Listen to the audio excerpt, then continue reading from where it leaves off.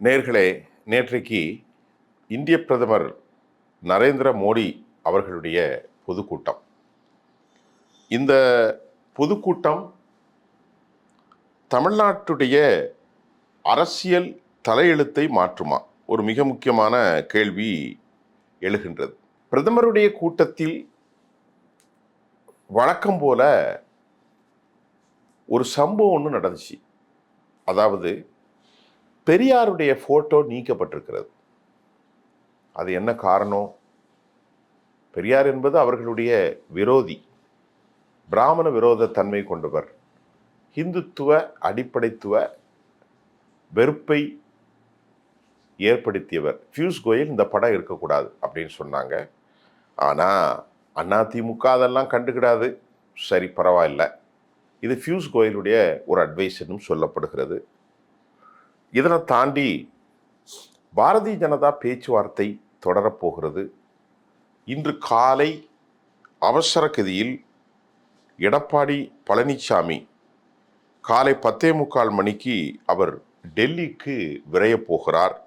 எடப்பாடி பழனிசாமி பாரதிய ஜனதா தொகுதி உடன்பாடு. இன்னும் சற்று நேரத்தில் அவர் டெல்லியை அடைந்து விடுவார். இப்பொழுது அவர்களின் எதிர்பார்ப்பு என்ன? ரொம்ப முக்கியமாக நாம் பார்ப்பது, பாரதிய ஜனதா இந்த முறை பெரிய அளவில் டிமாண்ட் வைக்கிறாங்க. என்ன டிமாண்ட் அப்படின்னு பார்த்தா, அவங்க 70 தொகுதிகளை கேட்டாலும் அவர்கள் 40லிருந்து 50 தொகுதிகளில் உறுதியாக பெற்று விட வேண்டும் என்ற முடிவில் பாரதிய ஜனதா இருப்பதாக தகவல்கள் வந்திருக்கிறது. இதில் அந்த 40 தொகுதி குறைந்தபட்சம், இடைப்பட்ட 50இல் அவர்கள் விரும்பும் தொகுதிகளை கோவையில், அதே போன்று கன்னியாகுமரி மாவட்டத்தில், அதே போன்று நெல்லை, தூத்துக்குடி, விருதுநகர், மதுரை, இன்னும் சென்னை பல பகுதிகளில் எங்களுக்கு வேண்டும் என்ற பல கண்டிஷன்ஸ். இதற்கிடையில் எடப்பாடி பழனிசாமி அவருக்கும் இவர்கள் நம்மை வெற்றி பெற்றால், ஒருவேளை நம்மை வைத்து வெற்றி பெற்று விட்டால், நாளை இவர்களும் டிடிவி தினகரனும் சேர்ந்து சதி செய்வார்கள் என்ற அச்சத்தில் ஒருத்தரை ஒருவர் குளிபறிக்கக்கூடிய தகவலாலும் வெருண்டு போயிருக்கிறார்கள். ஆனால் நமக்கு கிடைத்த தகவல், இவர்கள் கேட்பது 40 தொகுதிகளிலிருந்து 50 வரை. முதலில் 70 என்று சொன்னார்கள். அது சாத்தியமில்லை என்பதை அவர்கள் உணர்ந்து விட்டார்கள். ஆனால் 40லிருந்து 50 தொகுதிகளிலே எத்தனை தொகுதிகளை எடப்பாடி பழனிசாமி கொடுப்பார் என்ற தகவலுக்கு அவர் 20லிருந்து 24க்கு மேல் கொடுக்க போவதில்லை என்ற உறுதியான முடிவில் இன்று காலை 10:45 மணிக்கு டெல்லிக்கு அவர் செல்கிறார். அந்த 20லிருந்து 24லும் வடக்கு பகுதிகள், மத்திய பகுதிகள், கொங்கு மண்டலம், தென் மண்டலம், இப்படி பிரித்து பரவலாக கொடுப்பார். இவர்கள் நினைப்பதை போன்று ஹிந்து மதத்தினுடைய அடையாளமாக ராமநாதபுரம் வேண்டும், ஸ்ரீபெரும்புதூர் அதாவது ஸ்ரீரங்கம் வேண்டும், எங்களுக்கு திருச்செந்தூர் வேண்டும், பழனி வேண்டும், மயிலாப்பூர் வேண்டும், சிதம்பரம் வேண்டும், நாங்கள் தான் இந்து மதத்தினுடைய அடையாளம் என்ற கேட்ட கேள்வியெல்லாம் எடப்பாடிட்ட நடக்காது. எடப்பாடி ஒரு சூத்திரதாரி. காலை வாருவதில் உலக அரசியலில் விட பலர் தண்ணி குடிக்கணும், அப்பேற்பட்ட ஒரு அரசியல் தலைவர். அவர் பிஜேபிக்கு தண்ணி காட்டுறார் என்றால், பிஜேபி எத்தனை பேரை காலை வாரி இருக்கிறாங்க அப்படிங்கிறதெல்லாம் எளிதான ஒரு கதை. அந்த கதைலாம் ஒன்றும் பெரிய விவகாரம் அல்ல. இப்போது 24க்குள் பாரதிய ஜனதா பெற்றுக்கொண்டு சமாதானமாகி விடுவார்களா, இல்லை கூட 1-2 வாங்கி சமாதானமாகி விடுவார்களா? அதற்கு சாத்தியம் இருக்கிறதா? இந்த கேள்வி நமக்கு தொடர்கிறது.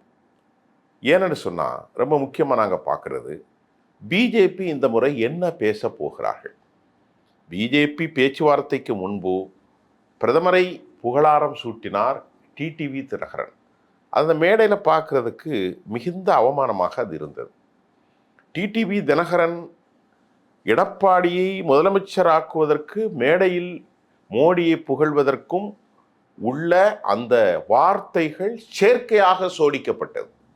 செயற்கையாக அலங்கரிக்கப்பட்டது. அது நிரந்தரமாக ஆத்ம திருப்திக்காக உள்ளிருந்து வந்த வார்த்தைகளாக அது புரியவில்லை. வழக்கம் போல கடம், நாதஸ்வரம், புல்லாங்குழல், மிருதங்கம் வாசிக்கக்கூடிய ஒரு நாரத கான சபாவில் எப்படி இருப்பார்களோ அதே போன்று இங்கே பார்த்தீங்கன்றால்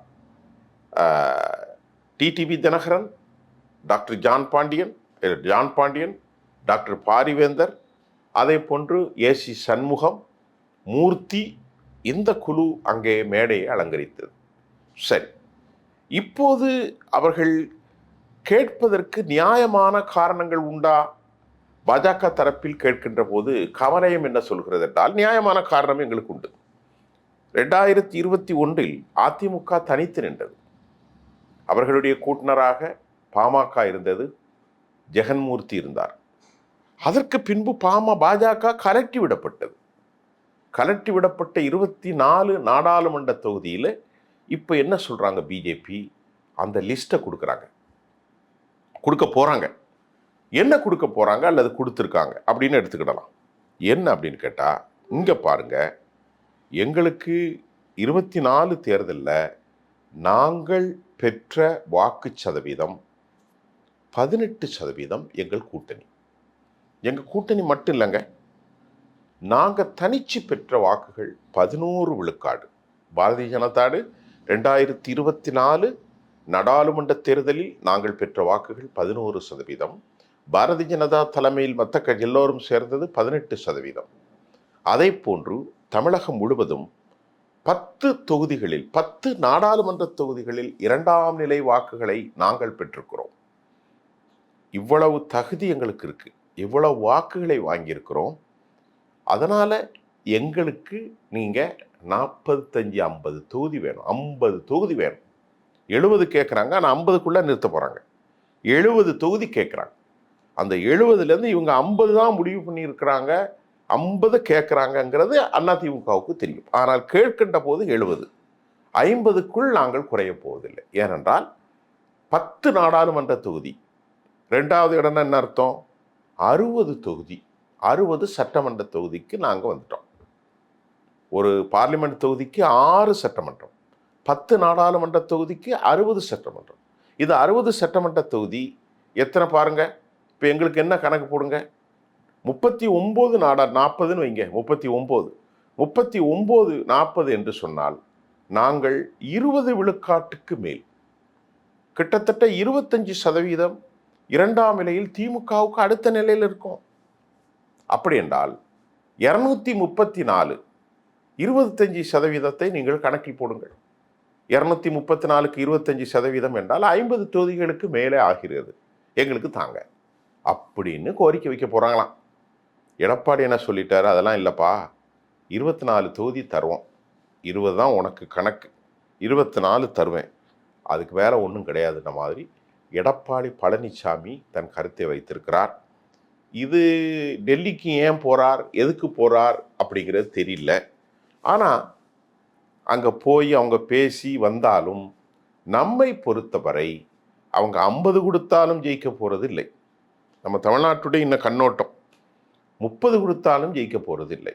அதிமுகவுக்கும் வாய்ப்பும் இல்லை, இவர்களுக்கான வாய்ப்பும் மிக குறைவாகத்தான் இருக்கிறது. காரணம் என்னவென்றால், கட்சிக்குள் வலிமை இல்லை. ஆரம்ப கட்டத்தில் ரொம்ப வைப்ரண்ட்டாக வேலை பார்த்தாங்க பாஜக, இப்போ அப்படியே மட்டுப்படுத்தியிருக்கிறாங்க. அதுக்கு காரணம் இல்லை. அதே போன்று எடப்பாடி பழனிசாமியும் அதே நிலையில் அவர் மட்டுப்படுத்தப்பட்டிருக்கிறார்.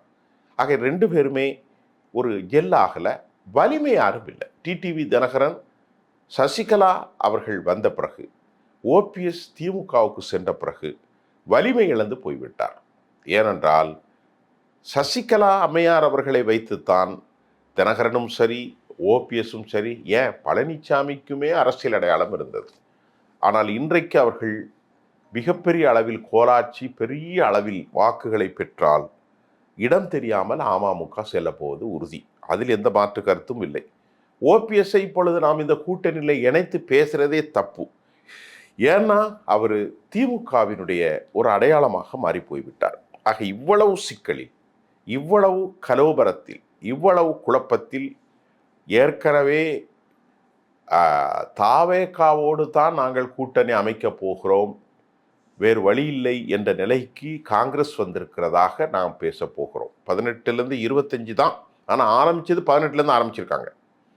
ஆனால் இங்கே அவங்க என்ன நினச்சிருக்காங்கன்னா, ஒரு 40 தொகுதி நம்ம வாங்கிடணும். அந்த 40ல் பாஜக அந்த 40ல் தோக்குறமோ இல்லையோ 40ல் நம்ம நிற்கணும். ஒரு 25ஆவது நம்ம நல்ல தொகுதியை பொறுக்கி எடுக்கணும். ஒரு 10 தொகுதிகளை இரட்டை இலக்கத்தில் ஜெயிச்சிடணும். அது சாத்தியம் இல்லை, ஆனால் அவங்க திட்டம் தான். நம்ம பேசின அளவுக்கு ரொம்ப நெருக்கமான சோர்ஸ் மூலம் அப்படி தான் நமக்கு கிடைக்கிறது. ஆனாலும் இந்த 2 கூட்டணிகளிலும் சிக்கல் தொடர்கிறது என்பதை நாம் பார்க்கிறோம். மீண்டும் நாளை பல புதிய செய்திகளோடு சந்திப்போம்.